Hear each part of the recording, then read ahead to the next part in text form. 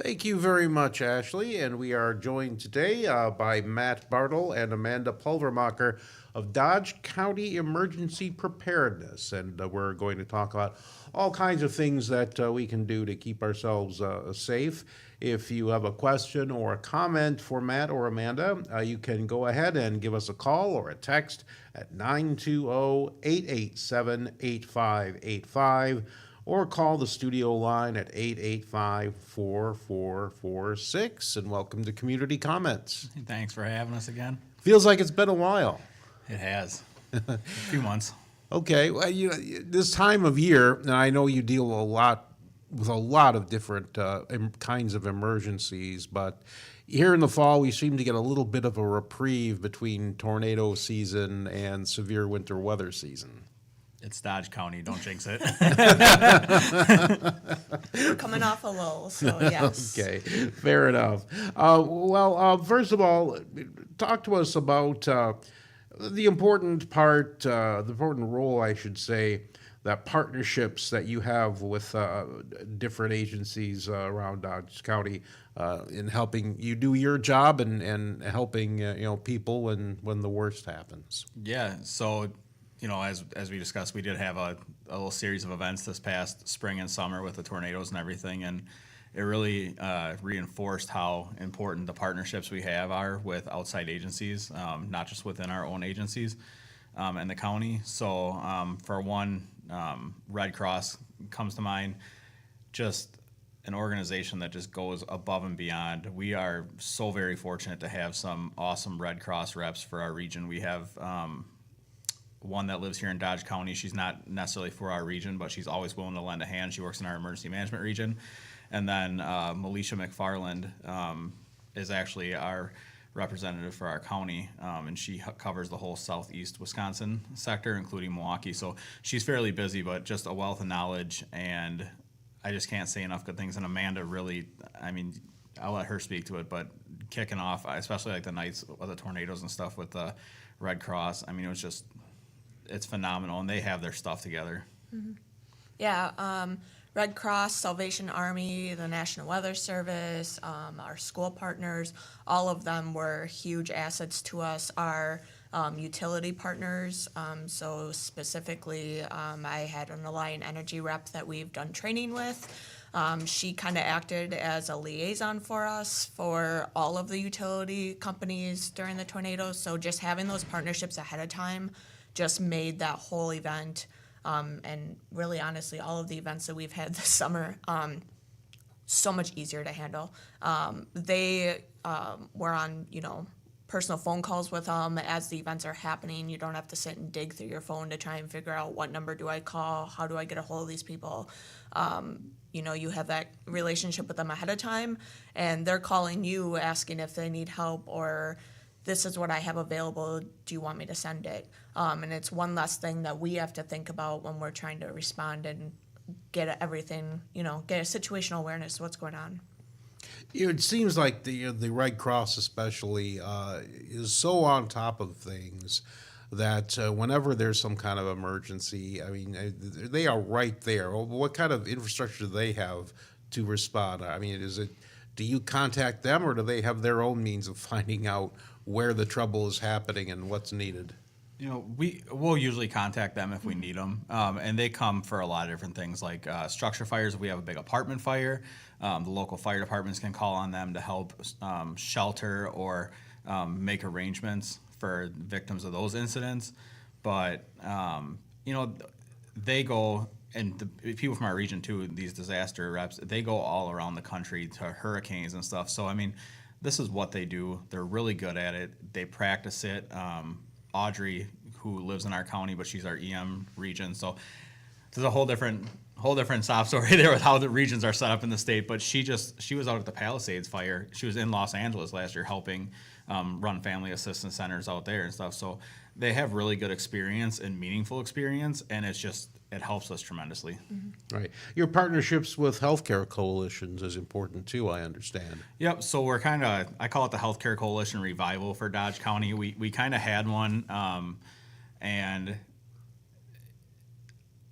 we found out that it could be improved, and then other events happen and stuff, so it kind of got pushed by the wayside. So we're trying to come up, we're going to be running this month our first revived healthcare coalition meeting, and we really got it narrowed down to people that we think need to be there and have these discussions. And it's hospital reps, EMS reps, clinics and whatnot, doctors and stuff. And really we're just discussing, what are the big trends right now? For example, measles. It's the most contagious disease out there. And, so just how do we protect ourselves from that? We have discussions.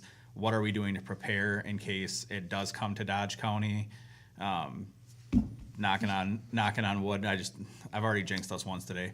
But yeah, and then other things, we look at preparedness efforts.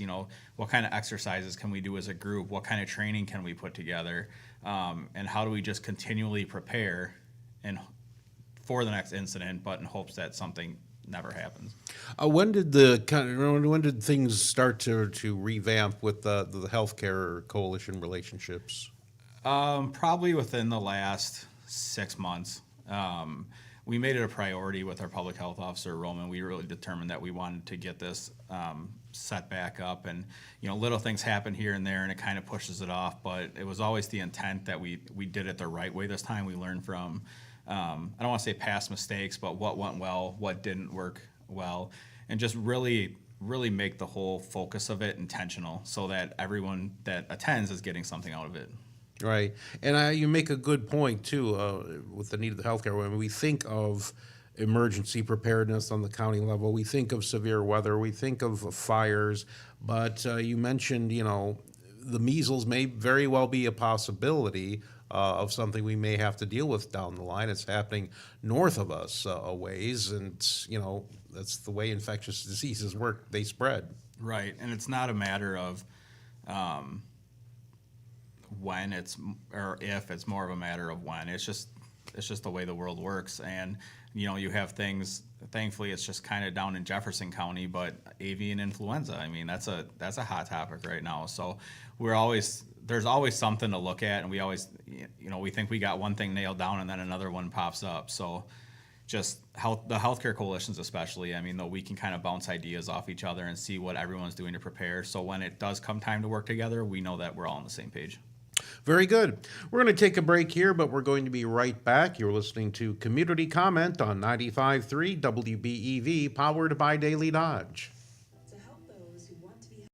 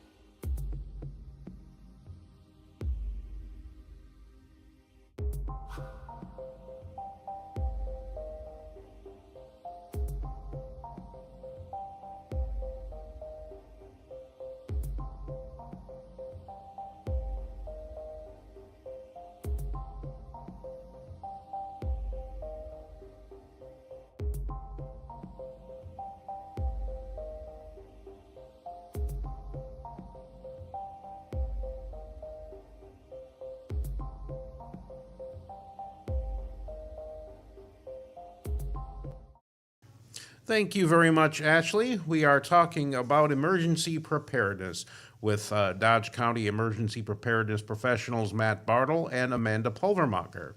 If you'd like to join the conversation, we welcome you. You can call us or text us at 920-887-8585 or call us here at the studio line at 885-4446. We wanted to talk a little bit at this point about the important role that family assistance centers play in, the case of emergencies, places where people can get information that's really important. I'll let you take it from there, but apparently, this is something you're talking about how to do well and do better in case of future events. Yep. So family assistance centers play a really important role in the event of a disaster or a mass casualty incident, something where there could be a lot of injuries or possibly even fatalities. And what it is, it's kind of a one-stop shop with the primary goal of gathering information for family members and then supporting the family members that are still looking for their loved ones. They may not necessarily, it's not all gloom and doom all the time. They may not necessarily be deceased, but it could be an incident. A good example is the Waukesha parade, where the individual drove through the parade and people were getting shipped out to different hospitals, and you're trying to coordinate and figure out where they are because family members are coming to this family assistance center looking for information on their loved ones because obviously they can't get a hold of them when they're injured. And so it's a way for us we try and track where the people are going, what their status is, and then family members can come in and we can offer different types of care, such as spiritual care, mental health care. We have we'll have crisis individuals on hand in case, these people, just need that mental health care. Medical support.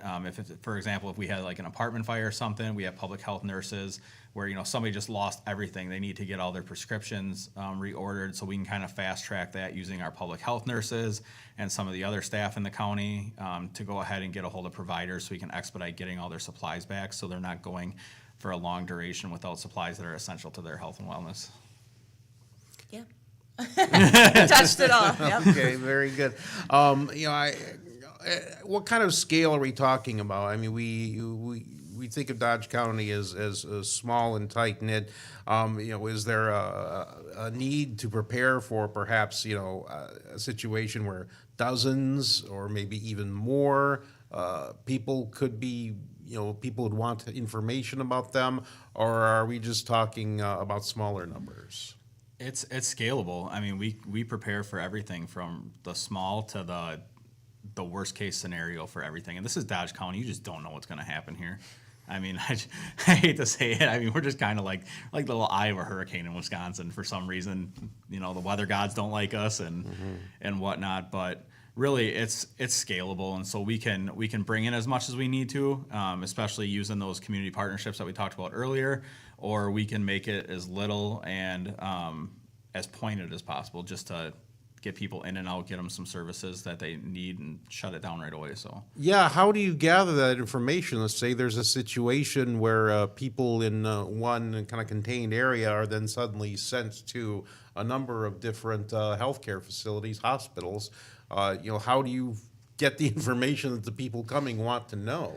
So I'm actually going to be working on the county mass casualty plan with a bunch of our hospital providers and some of our EMS providers, especially some of the ones here in Beaver Dam that I work with on the side. And the mass casualty plan will essentially kind of set that all up, and then we're going to work on patient tracking and make sure that we got our systems down right so that when people do get sent out in the event of an incident, we know who's getting on that ambulance, who's going where and where they're going, and if they get sent from one hospital to another, that it's tracked the whole way through. So the goal is to make it not have any unknowns for the family. So I'm guessing that the last time this was really put to the test was in May. Where was that? How did people get their information? So we didn't have any injuries or fatalities during the tornadoes, but we did open up a family assistance center in Juneau, and then we opened up a sheltering location in Mayville. So the Red Cross had opened up the school as a shelter, where the community members could go there, and it was opened from Thursday night all the way until Saturday. Juneau was more of a family assistance center. It was open during the day. It shut down at night because people, the residents were able to go either back to their homes, or they had support from Human Services where they could go to a hotel or something for the weekend. But that family assistance center, it was initially, I believe, about 40 people were brought to it that night, and then the next day, maybe 8 or 10 people. So we start off looking at a situational awareness purpose of what do they need. So in the heat of the moment, they need a safe space to go, maybe with some snacks and water. And then from there, we kind of engage to see how long the incident's gonna last, what other resources we could bring in. So then we brought in public health and our mental health crisis workers, and worked from there to see again, like, is this gonna be an extended issue? Do we need to bring in other services? And then once we were able to get the full picture of what was going on and that residents were able to go back home that night because power was restored, we were able to kind of scale that back. And we just opened it up the next day to make sure that any other community members that needed the assistance still had a place to come, and just knew that there was at least area where they had a place to charge their phone or a place to find someone with information that could maybe, answer some questions for them. Did anything come up at that point that made you think that these are some areas that we need to follow up on or try to discuss and maybe, do better next time? Yeah, so every event that we have is a learning event for us. So unfortunately, we get to practice our plans in the heat of the moment. And we were actually in the process of creating a bigger family assistance center plan when the tornadoes kind of came through. And we have learned a lot from that and have, I think, really finalized and created a solid plan that we're gonna hopefully never have to use again. But if we have to, I really think that, that learning environment for us helped create a better plan for us. You raise a good point. I mean, you learn when things actually happen, but what happens to that institutional memory when we go long stretches without anything particularly bad happening? Correct. And so we have to just keep exercising these kinds of plans. So, if there's ever a chance that we can say, let's run an exercise, either a tabletop or discussion or a full-scale exercise, and put all these pieces together with all of these community partners, we'll take that chance and do that. Any plans for anything like that in the near future? Yes, Yeah. yes. Okay, is there anything you can talk about? No, I mean, Yeah. so there's different processes to doing exercise and everything. We don't just jump into full scale exercises. So one thing, we really learned a lot about our internal processes during this tornado, and we kind of took some of that and put it into this family assistance center plan. And there's a bunch of other plans in the county. You got everything from, like I said, your mass casualties, mass fatalities, continuity of operations plans. What happens if government's affected? Like, how do we do that? So we look at everything. And then, so for one example, with our county supervisors, with just finishing this plan and putting it into action, actually at the beginning of this month, we started by doing like a seminar. So we're gonna just run through the plan with them, and then we kind of look at bumping up. Okay, let's do a tabletop exercise and walk and talk through some of this stuff, just sitting in a group, and then we can kind of go into like functional exercises. And our ultimate goal is to do a full scale exercise and see how everything works in real time. Very good. We're going to take a break for the news, but we plan to be right back. We hope you'll join us. You're listening to Community Comment on 95.3 WBEV, powered by Daily Dodge.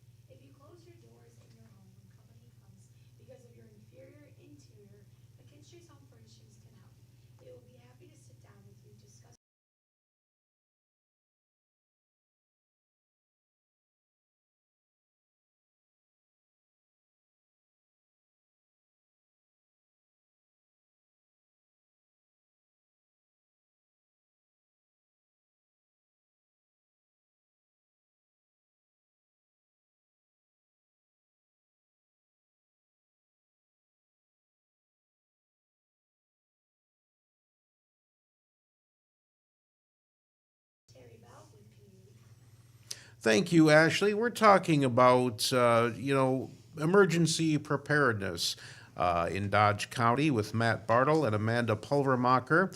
Not only for situations on a big scale, but in a moment here, we're going to talk about what you can do at home to be prepared for an emergency. If you have a question or a comment, feel free to give us a call or a text at 920-887-8585 or call the studio line at 885-4446. Amanda and Matt, welcome back. It's good to have you, and it's probably a good time now to talk about, when it comes to emergencies, what to do in our own homes. Yeah, it's so like we were talking about some side conversation here. We just came off of our what's the official title? Like our Emergency Preparedness Month. Yeah. And now we're in Fire Prevention Month, so we kind of roll into that, and that's what everybody thinks of, being prepared for a fire. But what do you with emergency preparedness, we kind of look at, it's not just being prepared for the gloom and doom. It's like, how can we prepare ourselves every day so that if something does happen, the if or when, we're ready in some capacity to meet that challenge and minimize the impact to us. And we call that, how do we improve our resilience to an incident or, what could be a long or short-term disaster? Right. Tell me more about this notion of resilience. I find this really intriguing. Yeah, so think of resilience, and I have a military background, so I think of like battle hardening yourself for the fight ahead. What do we do? In the military, you sandbag and you put up your positions, but really it's what are the essential things you need to go about and thrive if something happens. So food and water. Do you have a small cache of food and water to support however many people are in your family? The ideal is initial number is 72 hours. Can you support and sustain yourself for 72 hours in hopes that, by that time we have some services back up and running, such as electricity or water, or, there's food services in place depending on what the disaster might be. Do you have communications? Do you have extra battery banks so you can charge your cell phone so you can communicate with loved ones in the event that you can't leave where you're at because your exit roads are blocked? Do you have all your documents together? Are they stored in like a fireproof safe? Do you know where they are? Do you know? Do you have lists of medications so you don't have to sit and think about, okay, what do I take at 7 a.m.? What do I take at noon? What do I take at 3? What's my vitamin? That's the whole thing. People just don't realize, like, there's some people that take a lot of medications during the day, and it's hard to keep track. I forget that I take a heartburn medication in the morning, sometimes. Even for pets, having a little go bag ready.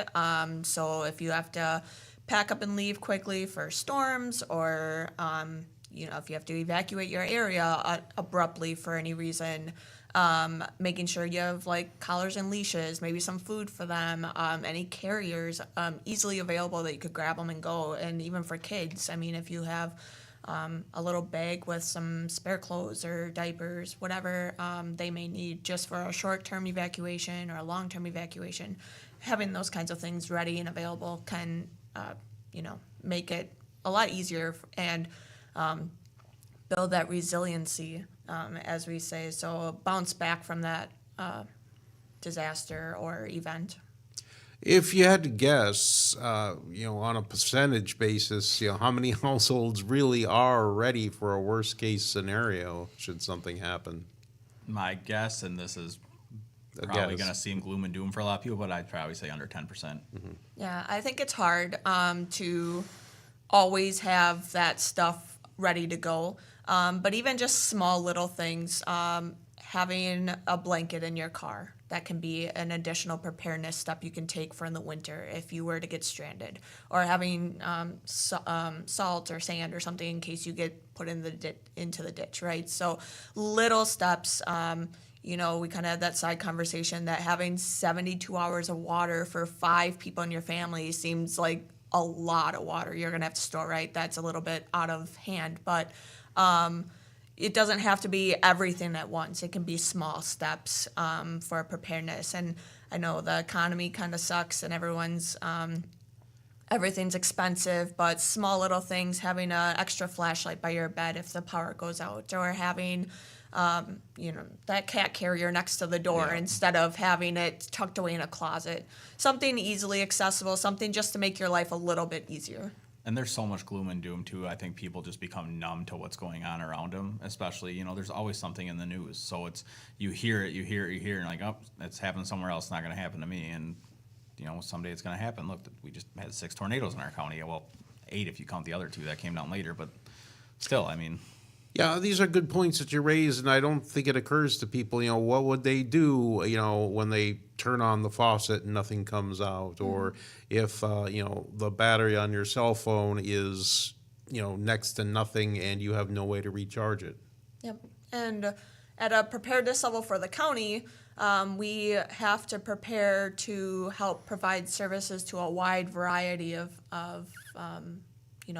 places and people, but do know that there are places that are going to be a higher priority than your household, hospitals, nursing homes, childcare centers, our first responders like the fire stations and stuff that need power maybe first to help provide those additional services to you. So there are reasons why, power might get restored in some areas quicker than others. Sometimes it's out of our control. Sometimes we have to put the focus on those hospitals and stuff like that.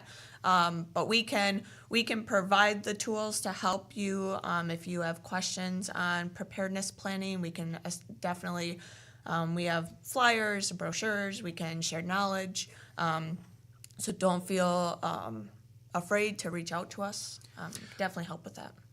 Yeah, and I should ask too, it's not just households too, you help prepare businesses for Correct. these sorts Yeah. of scenarios because, it's just as likely that something bad could happen while everybody's at work. right. And as a county, I mean, we seen a tornado. We're not immune to being affected by it either. I mean, we had multiple county buildings that were damaged. Thankfully, it wasn't anything that really shut down essential services for us. But I mean, if that would have went a half a mile to the south, I mean, that could have affected a lot of services. We might be in a whole different situation right now. So we work on making ourselves as a county resilient, and then in turn we work with the community to kind of give them the tools to help them prepare. Yeah, what kind of tools do you provide, like the business places? Like there's, you've got everything from office settings to manufacturing settings. I imagine there's all kinds of different ways to help a business prepare. Yeah, one of the big things I think we do is we're really good about it as a county is bringing different educational opportunities. There's tons of different classes that the Center for Domestic Preparedness and that whole Domestic Preparedness Consortium puts out. And there's like business resiliency classes and seminars and stuff. So we kind of bring that in so that they can learn. If they have questions, our door is always open. You can always ask, and if we don't have an answer, we'll certainly help point them in the right direction. But We do partner with a lot of businesses too.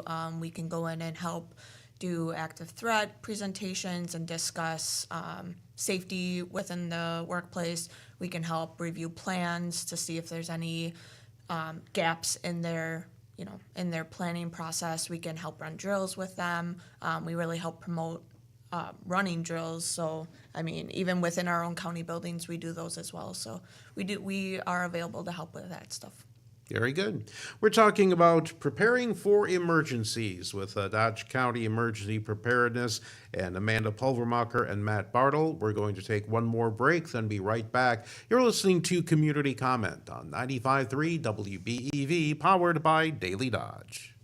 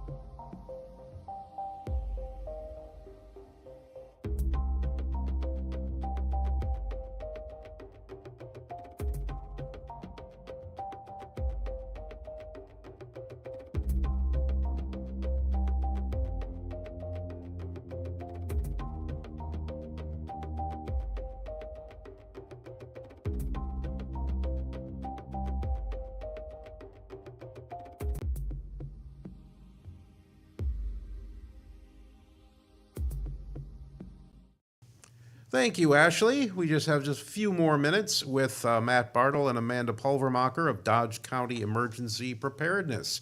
If you have a question or a comment about how to be ready in case of any kind of worst case scenario, go ahead and join the conversation. You can call us or text us at 920-887-8585 or call the studio line at 885-4446.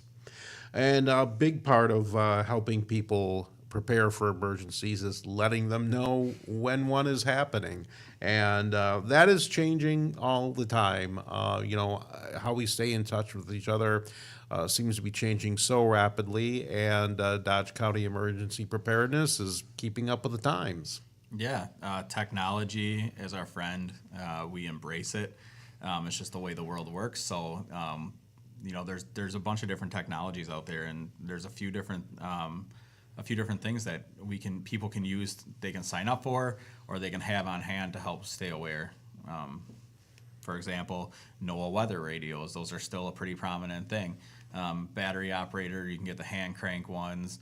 And if there's a severe weather event and everything else goes out where you're not getting, those cable news alerts or anything like that, that NOAA weather radio will still provide timely and accurate information. Sure. And I've heard my whole life about how helpful it is to have a weather radio. Where would I go if I wanted to buy one? Amazon. All right. Yeah, you can get on Amazon. I'm not sure which box stores sell them. I know they're out there. I just don't know exactly where we're getting them. Sometimes we have some in the office that we give away. We don't right now, so sorry. That wasn't a plug. But they're out there, and you can probably get them. I'm guessing They're fairly cheap. Yeah, very under cheap. $50. Yeah, Walmart, Amazon should have them, and your local station will come right to them. And they get the same alerts as like TV and radio stations get? Yep. Okay, so you can Straight from the National Weather Service. Yeah, very good. But let's face it. Most people this is their link to the outside world, and you're there too. Yes. Yeah. Yep. Smartphones, I should say, for anybody not watching on YouTube. Yeah. So Dodge County, we have our own app. It's the Dodge County Sheriff's Office app.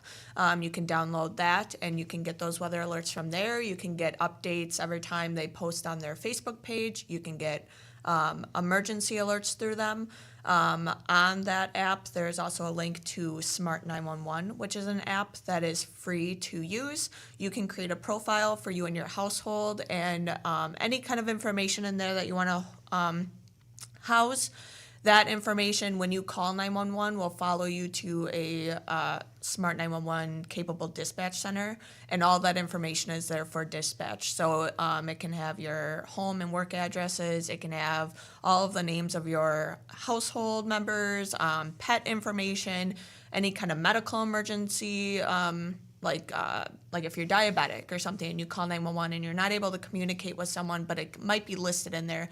It helps give dispatch some of that information in case you can't communicate that to them, or it just helps get that information faster to those first responders coming to help you. That's got to be a big help to emergency responders when they pull up to a scene and they have all that information handy. I mean, Yeah. how long would it take to procure all that information if they don't have it? I mean, sometimes you can't get it. You know, as an active EMT, I mean, you can go on a scene and you have an unresponsive patient. You just don't know what their medical history is unless they have like a file of life sitting on the fridge, and not everybody has those. We do hand those out, so I just throw that in there shamelessly. Come to the Dodge, the Henry Dodge office building and stuff, and just ask for one. ADRC or Public Health will have them, but I mean, there's just so many benefits, especially in that app, especially. Like you said, the preparedness stuff. One of the things on there that is a really cool feature that I hope everybody realizes is the report an incident feature. So if there's the sheriff's app. On the sheriff's app, yep. So if there is a incident or something's going on, so say we have tornadoes in the county and you have a tree down, that's not necessarily an emergent thing. If it's on the house and people are trapped, call 911. But if it's just down across the road, there's so many other 911 calls coming in during these incidents that it's hard for the sheriff's office to handle all that coming in. They do a phenomenal job. Our dispatchers are phenomenal.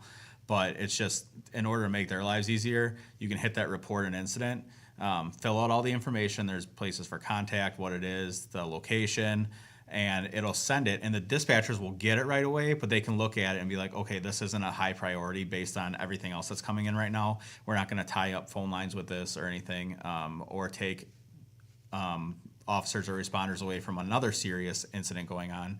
And they can prioritize that and get back to it when things slow down a little bit. How would I know, just as a layperson, when I should be using the app and when I should be calling 911? For 911, I want to sing this jingle. There's this guy named Firefighter in Fenton who has a good song about it. No. But ways to, if you're not, somebody's not breathing, your house is on fire, or there's a serious risk to life and health or personal property, call 911. If it's something like a tree is down, report something. If there's ever a doubt in your anything, mind, yeah, you can just call call 911. Our dispatchers are never going to turn a call away. But, if it's not something endangering your life right this minute, and it's something that, maybe could wait a little bit or is not as high of a priority, that is there. But just know the dispatchers do get it right away. It goes on, they get an email alert, they start a call for it, and then our first responders can help prioritize those calls too as they're going through it. So they'll have the situational awareness that the tree is down, but maybe they can't get to it because they're helping with a house fire right now. So And I think the important thing is, somebody knows about Yes. it, Yeah. and people aren't, maybe erring on the side of caution and not getting in touch. Go ahead and get in touch that way. It might be something that does need attention. 100%. You're giving out information all over Dodge County. I have a flyer here, so do you. Tell us a little bit about what these are and where people can find them. Yeah, so this is all about our Smart 911 app. It's a free service, so you can either go to smart911.com, or if you go on the Apple or Android store, just Google Smart 911. There's a little registration process. You can do it. This helps you set up like text to 911. So if you're in a precarious situation, Text to 911 is it different? Okay, sorry. Everywhere in the southern state of Wisconsin, text to 911 is available. So this app is it's just one of the many flyers we have. We have other flyers that we can distribute as well. We do try to post preparedness tips on our Facebook page, so we disseminate information that way too. But the Smart 911 app is the one that you can create that profile and have all that household information on that goes to our dispatch center that we talked about. But if you're looking for any of these flyers, if you want some Pedro disaster preparedness coloring books for your kids, we definitely have them. You can come find us at our office or any of the community events like the National Night Outs or the fair, maybe even our health fair that's coming up in October at the Henry Dodge building. So we try to get out in the community and have this stuff available. And I noticed right here this bit of information too. When you download the Smart 911 app and put some information in there, it is private and secure. You're not Yes. risking your identity or anything that's important that way. Correct. That information only gets shared with dispatch when you're dialing 911. It kind of follows it. And just to plug here, I don't think it goes to every dispatcher. Like not everyone has that. So if you're, out of state and you call 911 and it goes to a dispatch center somewhere in a different state, they may not have the capabilities to get all that information, but it is something that a lot of agencies are, incorporating. So Okay. ours has it. I'm afraid we're out of time. It's been an hour well spent. I want to thank Amanda Pulvermacher and Matt Bartol Matt Bartol of Dodge County Emergency Preparedness. Thanks so much for being with us today. Thanks, Thank Terry. you. You've been listening to Community Comment on 95.3 WBEV, powered by Daily Dodge.